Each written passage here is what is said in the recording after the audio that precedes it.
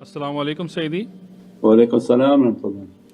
Sayyidi, could it be that Tesla was connecting to the Muhammadan reality without realizing it through his understanding of ether and energy? And can people who are not Muslim still reflect heavenly truths? Yeah, of course, Allah's not discriminating. So this is not a caste system from other countries.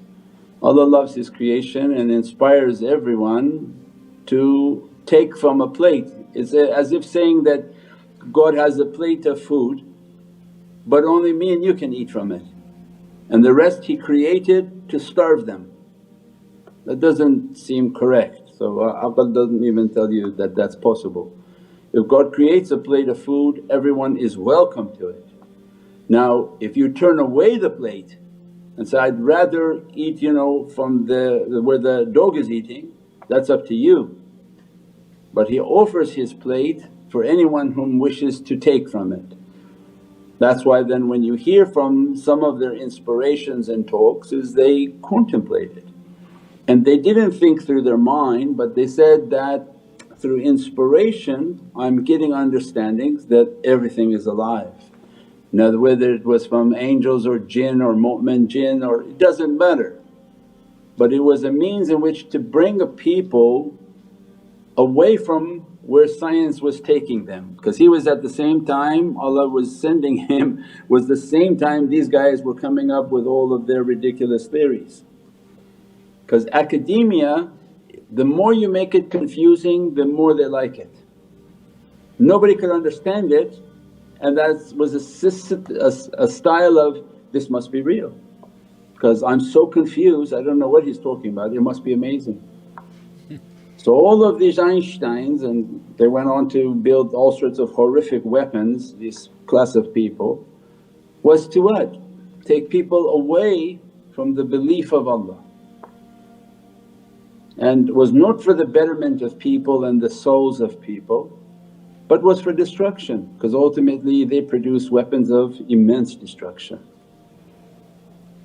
And then make things seem like they have the final stamp and call it a law, which is the height of arrogance. And then when Allah is humbling, because this is the amazing nature of God, they say, law, law, law, all of a sudden now they're revealing pyramids with 2 kilometer long structures which we can't build today. So then where's your law? How you built that? You have all these laws, you made hydraulics, you made all this pillar, you can't define how it was built. And that's why Allah gives them these titles, that these were big zalims who were sort of immense in their capacities of ruling this earth. And what happened to them? Because every man thinks he's powerful and that he will rule forever and do what he wants. And Allah says, these were even more powerful oppressors, and all you see from their nations is dust on top of a tip of a pyramid, and that's all that's left from them.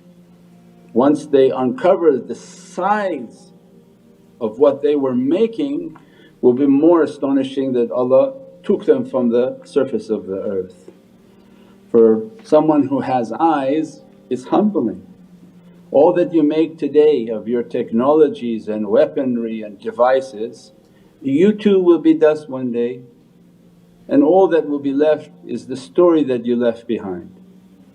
So our life is to leave a good story and try to make the world a better place, and understand the time we were given was to open the reality of the soul and to connect with the immense ocean of power and knowledges and realities, and admit, I know no law, nothing I understand. Whatever I read, I'm continuously a servant and a student. And Allah expand and expand. You come across this nation, their knowledges were higher, come across other nations in this universe, their knowledges were higher. So as a seeker of realities, the reality is infinite. Bahr, Allah's oceans are infinite in its capacity, inshaAllah.